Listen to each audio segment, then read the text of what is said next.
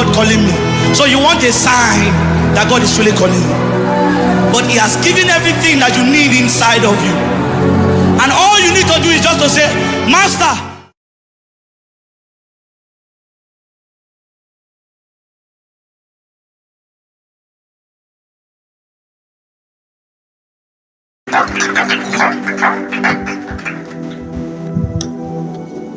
Alléluia. Amen.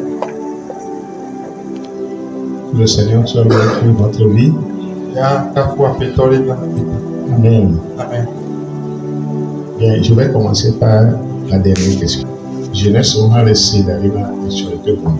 Premièrement, je vais dire que les enseignements ou les conseils que nous donnons, la jeunesse aussi est en train de l'écouter pour leur futur.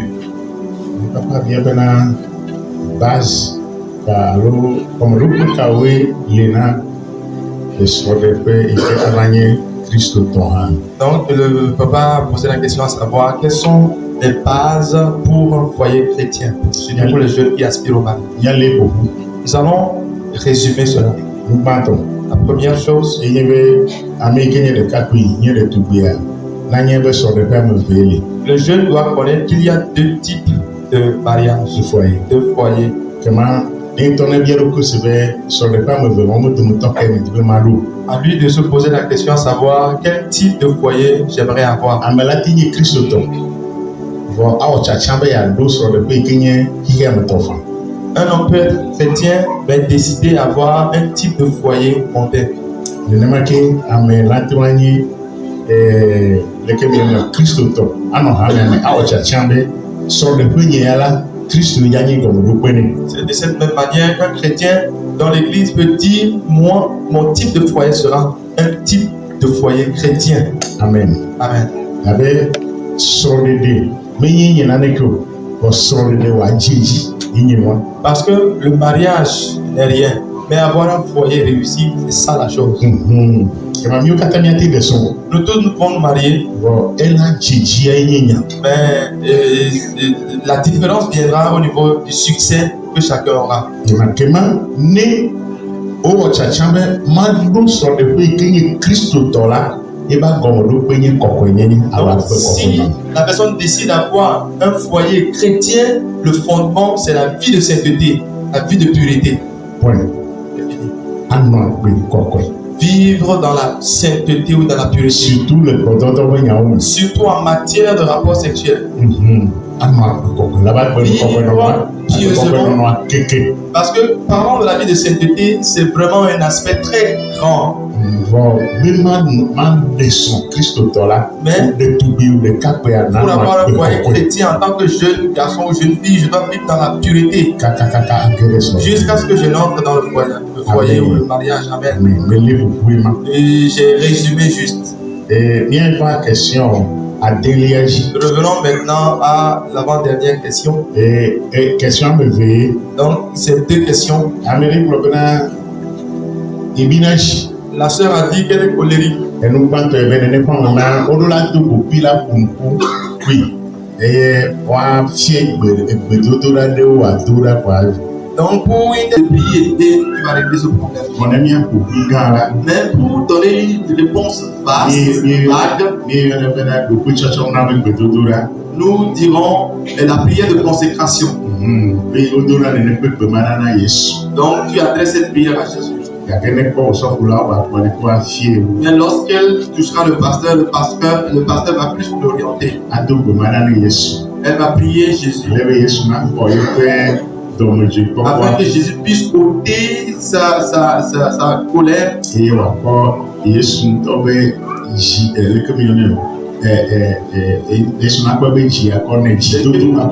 Jésus puisse lui donner son courage. Donc ça s'appelle la prière de consécration.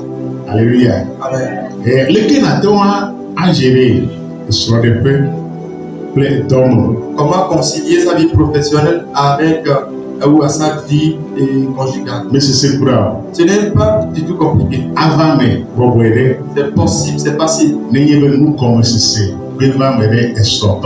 Si seulement les deux conjoints s'entendent, c'est la première chose. Et nous Second point, il faut une vérité. Il y a la vérité dans le foyer. Quand tu dis à ton mari, c'est rouge au travail, que le mari ne voit aucune autre couleur.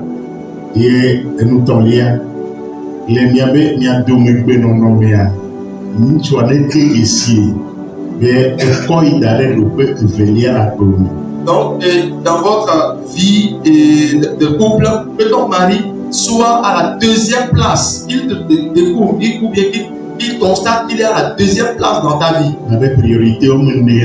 Parce que tout homme a 4 priorités.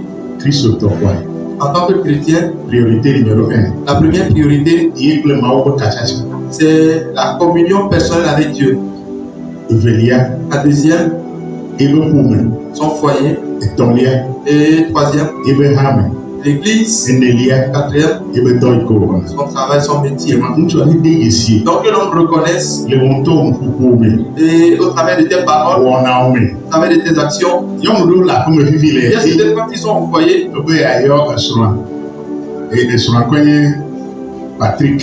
Et peut-être son mari c'est Patrick, elle a l'habitude de l'appeler Patrick. Et ou bien elle l'appelle pasteur. Et maintenant, blanc l'appelle, elle l'appelle directeur.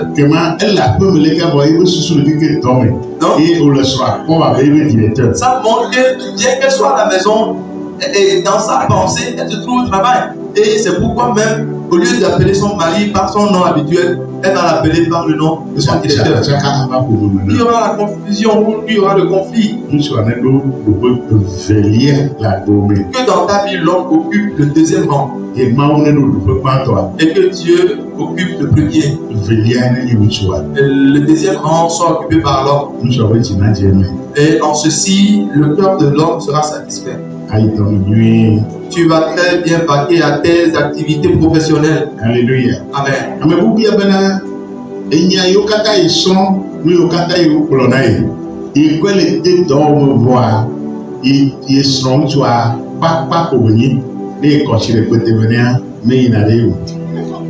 Il y a une autre personne qui dit tout ce qu'on a enseigné c'est très bien et elle met en pratique tout cela, elle fait tout ce sont les bons possibles. Mais son mari est comme un canard. Quand elle verse l'eau sur lui, l'eau ne rentre jamais. Que faire donc? Pour une telle personne, il faut un coaching personnel. Et il faut éclaircir certaines choses. Il faut qu'on lui donne certains devoirs. Et elle va les appliquer à la maison. En fait, ce coaching, à l'issue de ce coaching, les conseils qu'on va lui donner ou les recommandations ne sont pas des activités spirituelles ou la prière, le jeûne ou bien. Ce sont des actions concrètes à poser pour remédier à ce problème. Amen. Amen. Il n'y a aucun nom comme ça. Comment l'a dit maintenant? Il n'y a pas de fumée sans feu. Elle avait été ici,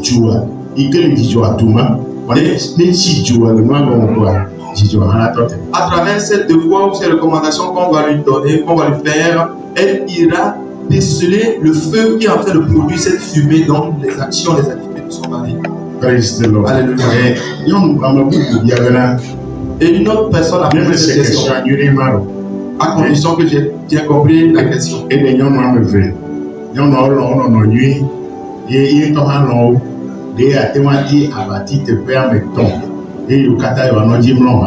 Je pense que c'est ça la question.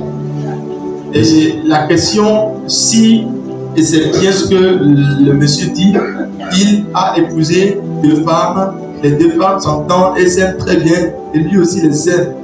Est-ce qu'il ne faut pas maintenant trouver un lit à 3 places sur lequel tous 3 vont dormir? Est-ce que c'est ça la question au juste? C'est ça la question? Oui. Ok, d'accord.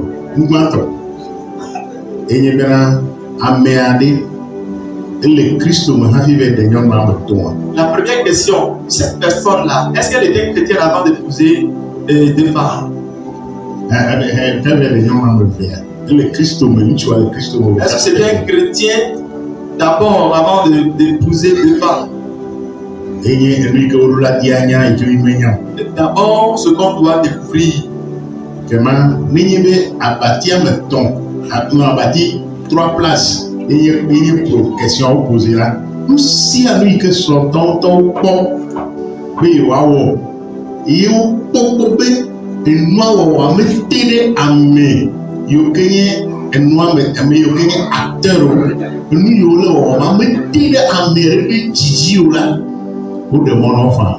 Ok, nous allons répondre en disant que tout ce que quoi que les partenaires dans un foyer fassent et qui n'empiète pas ou qui ne dérange pas, qui ne nuit pas à la sécurité ou bien à l'harmonie de l'autre, à la conscience de quelqu'un dans la relation, ils peuvent le faire si eux-mêmes ça ne les dérange pas. L'essentiel est que ce qu'ils vont faire, bien ce qu'il va faire, ne pèse pas sur la conscience d'une d'entre eux. Parce que parfois, nous posons des actes, nous faisons des choses, mais le partenaire, un des partenaires, n'a pas accepté ça. Mais par mesure de crainte ou quelque chose, bon, sachant que s'il le disait, ça va produire un feu, la personne va accepter cela à contre-cœur.